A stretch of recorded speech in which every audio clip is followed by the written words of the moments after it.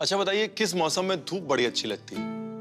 किस मौसम में खिड़की पे बैठ के वो गरम गरम चाय बड़ी अच्छी लगती है? किस मौसम में फिक्र हो जाती है कि भाई अभी कंबल निकालने हैं, गरम कपड़े निकालने हैं? किस मौसम में वो काली गाजर आने की खुशी होती है? किस मौसम में वो अचार डलने लग जाता है गाजर गोभी का? मैं बात कर रहा हूँ शरद ऋतु की, यानी कि सर्दियों के आने से बिल्कुल पहले का समय। और ये जो शरद ऋतु है ना, ये अपने साथ बड़े सारे मजेदार खाने लाती है। तो आज उस शरद ऋतु के खानों की बात। वेलकम टू घर सा यमी, स्वाद का रिश्ता।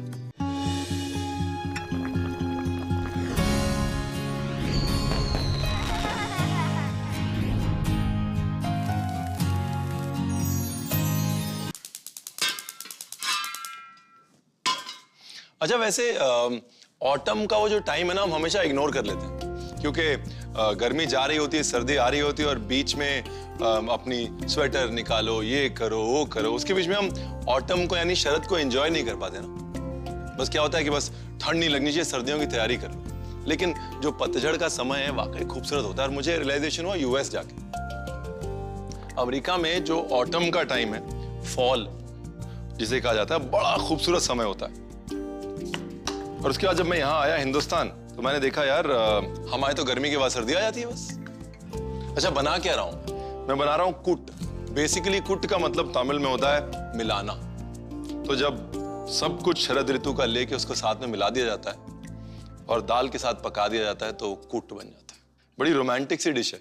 मतलब जब बनेगी ना और धुआं निकलेगा तो आपको अपने आप याद आएगा कि हल्की हल्की ठंड है, आपके हाथ में कुट का बोल है और आप बस बैठे हुए वरांडे में ठंड का इंतजार कर रहे हैं। लेकिन एक चीज तो पक्की है कि दक्षिण भारत में भी मौसमों के बदलाव को खाने के साथ बड़े तसल्ली से और बड़े आराम से और बड़ा सोच समझ के जोड़ा गया है। और सोच समझ के मैं इसलिए बोल रहा हूं क्योंकि मौसम के साथ सिर्फ तापमान या सूर्य की दूरी नहीं बदलती। मौसम के साथ एक्चुअली हमारे शरीर के अंदर होने वाले रिएक्शंस, आजू बाजू के इंग्रेडिएंट्स सब बदल जाता है। ये मेरी फेवरेट सब्जी है, ऐश गोल्ड।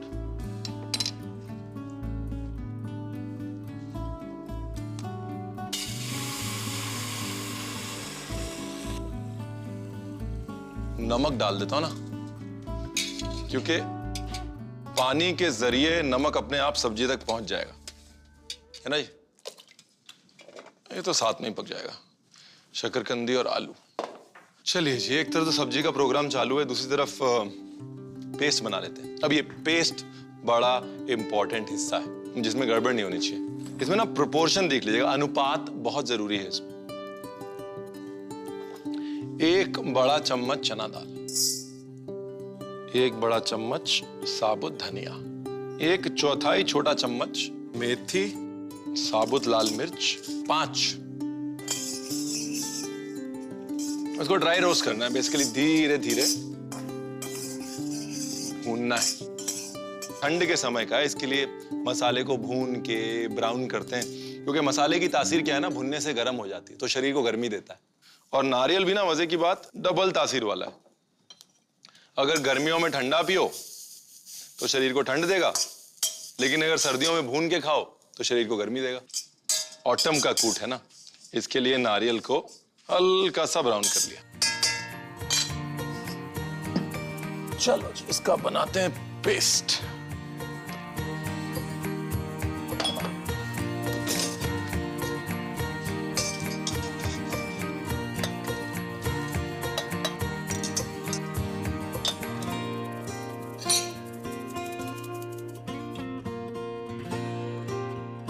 बस आलू भी 50-60% हो गया, 10% और होगा तो फिर कद्दू डाल दो।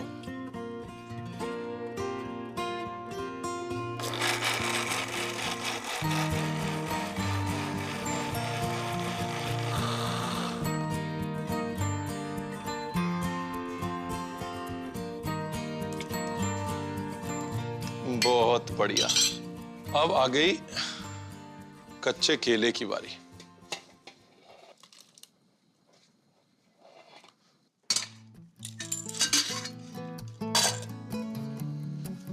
ये गई टाटा संपन्न अनपॉलिश तूर दाल। इतनी सब्जी में 1.25 से 1.5 कप तो चली जाएगी। नमक और हल्दी। अच्छा, हल्दी में कंजूसी नहीं, क्योंकि सारा रंग जो है वो हल्दी का ही है। 2 सीटी।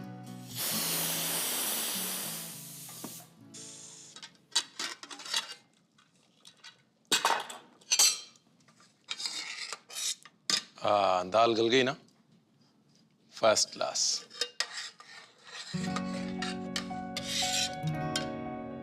और सब्जी लगभग पकने वाली है ना, तब ये इमली, और इमली को भी साथ में पका देते हैं।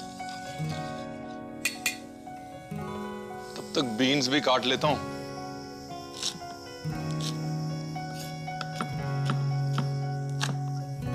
नाइस।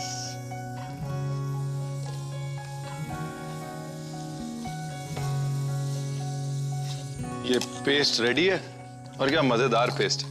ये खूबसूरती पता है किसकी है? ये जो रंग है ना खूबसूरत सा, ये है मेरी बेडगी मिर्ची का। और ये गई तूर दाल। ये देखिए, तूर दाल ने अपना स्ट्रक्चर नहीं छोड़ा, जितना मर्जी उबाल लो, अपना स्ट्रक्चर नहीं छोड़ती। एक के बाद एक डाला तो सब्जी का टेस्ट भी आया और टेक्सचर भी। चलिए, अब क्या रह गया? तड़का। तड़के के लिए घी ही पड़ता है।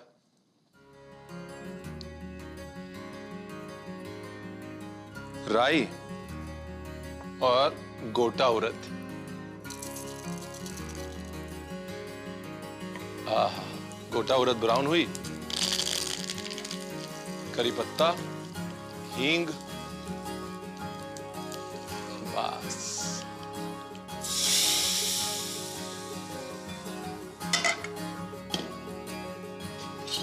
मुझे अपने बर्तन बड़े अच्छे लगते हैं, आपको भी लगते हैं ना? मैं जहां जाता हूं, लोग कपड़े खरीदते हैं, इलेक्ट्रॉनिक्स खरीदते हैं, मैं बर्तन खरीदता हूं। बर्तनों का तो एक संग्रहालय बना के जरूर जाऊं तो पक्का है। बस यही है गार्निश।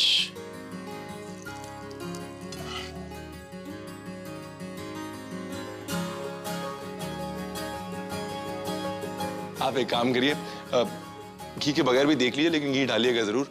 देख लीजिए एक बार कैसे बना। कूट बनाने के लिए सबसे पहले एक पतीले में पानी, नमक, कटे हुए आलू और शकरकंदी को उबाल लें और फिर उसमें कटे हुए कद्दू, कच्चे केले और राख लौकी डालकर उबाल लें। उसके बाद एक कढ़ाई में चना दाल, साबुत धनिया, मेथी दाना, साबुत लाल मिर्च और कसा हुआ नारियल डालकर हल्का भूरा होने तक भून लें और मिक्सर में भुने हुए मसाले और पानी डालकर इसका पेस्ट बना लें। अब कुकर में पानी, तूर दाल, नमक और हल्दी डालकर इसे 2 सीटी लगने दें। उसके बाद उबले हुए सब्जियों में इमली का पेस्ट, गवार की फली, सेम की फली, बनाया हुआ मसालों का पेस्ट और उबले हुए तूर दाल को मिला लें। अब तड़के के लिए पैन में देसी घी, राई, उड़द गोटा, कड़ी पत्ता और हींग डालकर इसका तड़का लगाकर सब्जियों में डाल दें। कूट तैयार है, इसमें ऊपर से तड़का डालकर परोसें।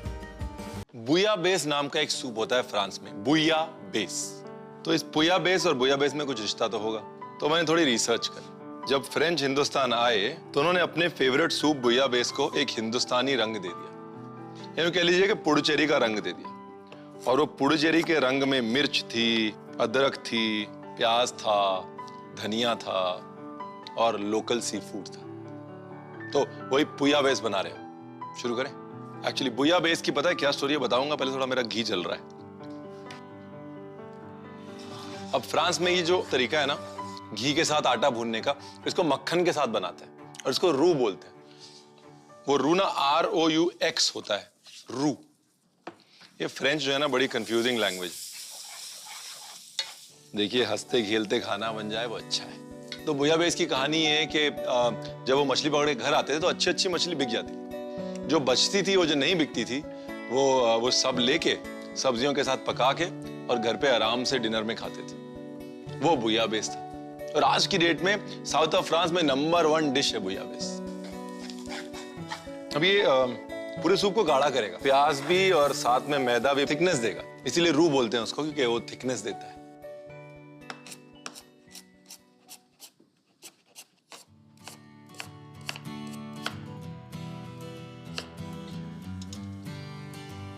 अब गई हल्दी, थोड़ी सी लाल मिर्च,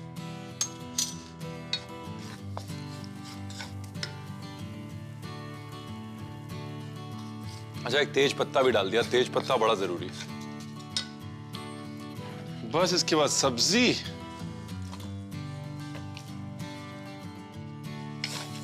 थोड़ा सब्जी भून लेते हैं।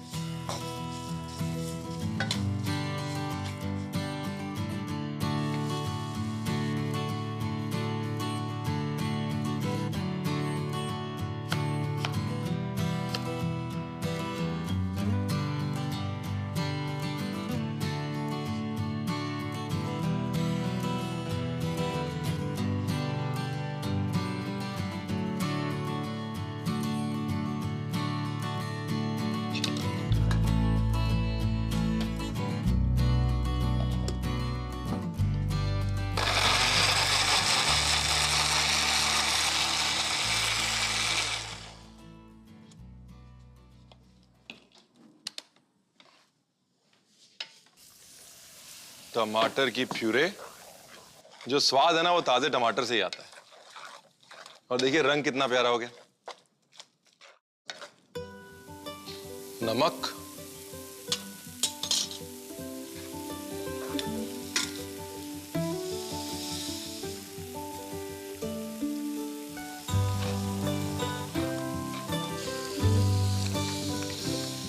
अच्छे अच्छे शेफ जो है वो ये रंग लाने को तरस जाते हैं। हमारे पौंडीचेरी के शेफ्स ने क्या किया, थोड़ा सा हल्दी डाली, थोड़ा लाल मिर्च और काम हो गया। ठीक है ना। क्रैब भी पक गया, प्रॉन भी ऑलमोस्ट पक गई। अब मच्छी डाल देता हूँ। देखिए मच्छी क्या ना जल्दी पक जाएगी, और मच्छी अगर आप हड्डी के साथ खा सकते हैं ना तो हड्डी के साथ डालिए, क्योंकि असली टेस्ट तो हड्डी का है ना। इसीलिए मैंने प्रॉन का भी शेल डाला है साथ में, क्योंकि हर चीज का स्वाद आना चाहिए।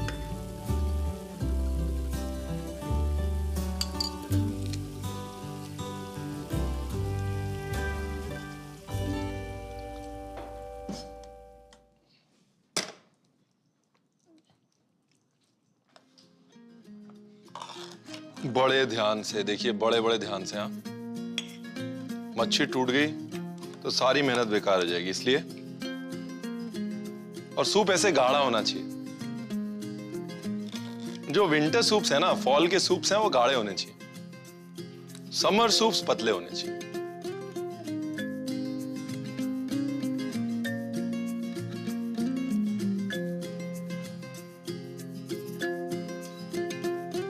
नींबू और मेरा प्रिय मित्र धनिया। चीज ही ऐसी है, क्या करें। और इसके साथ में क्लासिकली, मतलब बोया बेस के साथ में फ्रेंच ब्रेड खाई जाती है। फ्रेंच ब्रेड क्या है, बाहर से कड़क होती है, अंदर से नरम होती है और सूप को खींच लेती है। अब पौंडीचेरी में कहाँ फ्रेंच ब्रेड, हमारा पाव है ना एकदम कड़क पाव।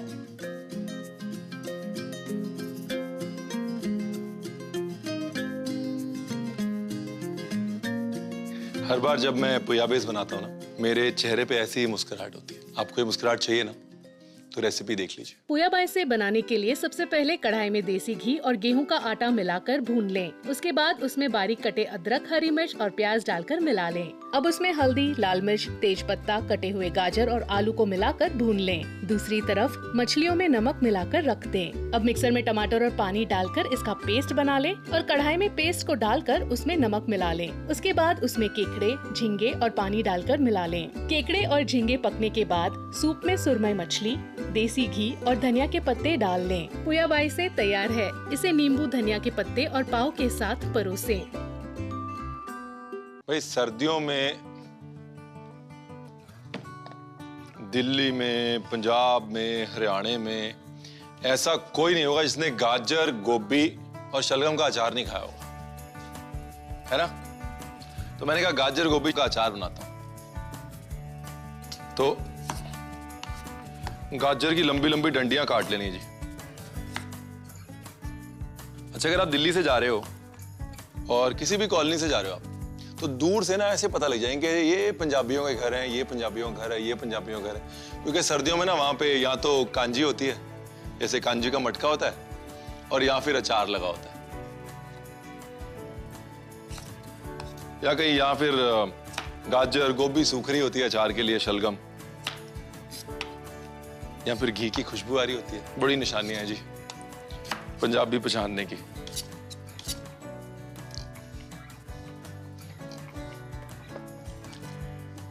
अब लाजमी सी बात है, गाजर जो है वो गोभी से ज्यादा वक्त लेगी पकने के लिए। इसके लिए पहले गाजर डाल देता हूं, थोड़ा नमक, और गोभी की ऐसे फाड़ियां निकाल लेनी है। फाड़ियां मतलब टुकड़े। डंठल में तो स्वाद होता है।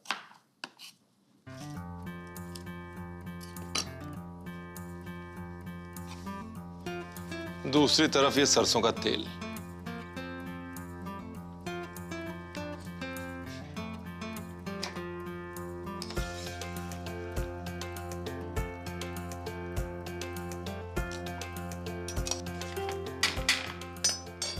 अब इस परिस्थिति में गाजर को रख दिया जाता था सुखाने धूप में।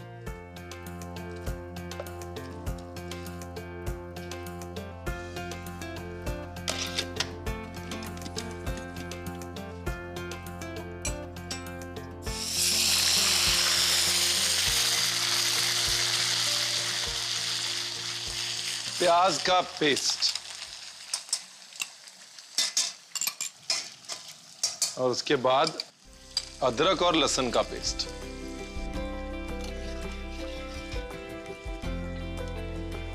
चलिए जी, गोभी भी हो गई।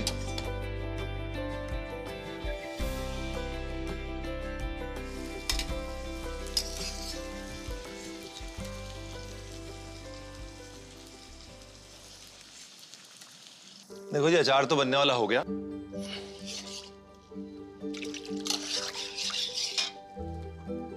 लाल मिर्च,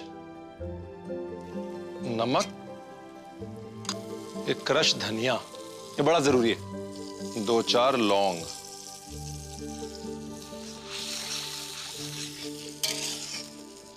अब बस गुड़, और एक गुड़ सिरके को और इस मसाले को पका लेना है।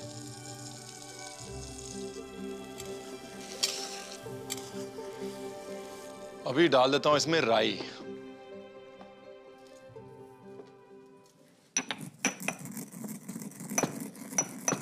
तो काली राई भी डाल सकते हैं, पीली राई भी डाल सकते हैं, मैं पीली डाल रहा हूं।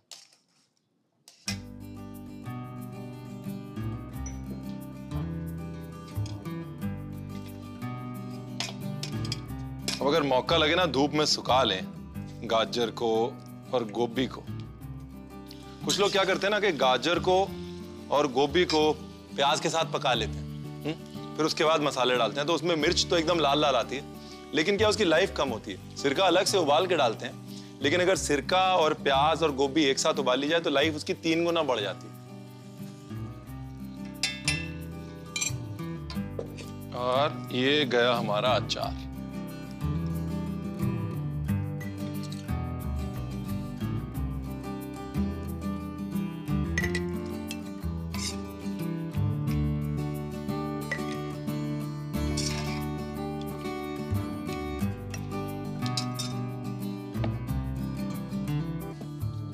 इतने तो खत्म कर दूंगा मैं।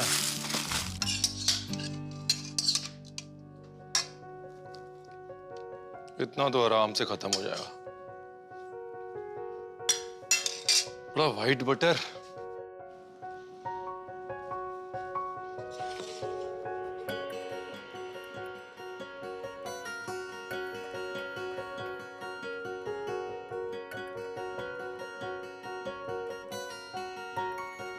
देखिए एक बात तो पक्की है कि इस बार अगर नवंबर, दिसंबर, जनवरी में आपने ये अचार नहीं डाला ना, तो आप कुछ मिस करेंगे। रेसिपी देख लीजिए फटाफट, मिस मत करिएगा।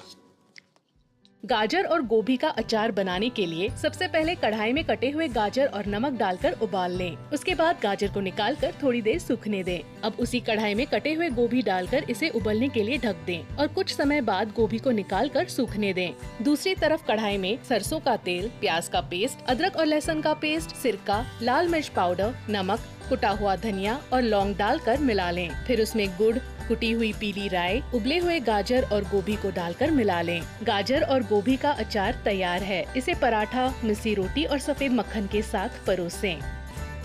मौसम कैसे बीत जाते पता नहीं चलता ना। अब जैसे कल मॉनसून गया, आज शरद गई और कल हेमंत आ जाए। लेकिन एक बात तो है, ये मौसमी खाना बनाते बनाते मुझे एक चीज तो समझ में आ रही कि हमारी सेहत के लिए और हमारी खुशी के लिए खाना मौसम के हिसाब से ही चाहिए। तो कल मिलता हूं मैं आपको हेमंत के साथ। नहीं, हेमंत मेरी नई कढ़ाई नहीं है, हेमंत मतलब सर्दियों के खाने के साथ। कल मिलते हैं।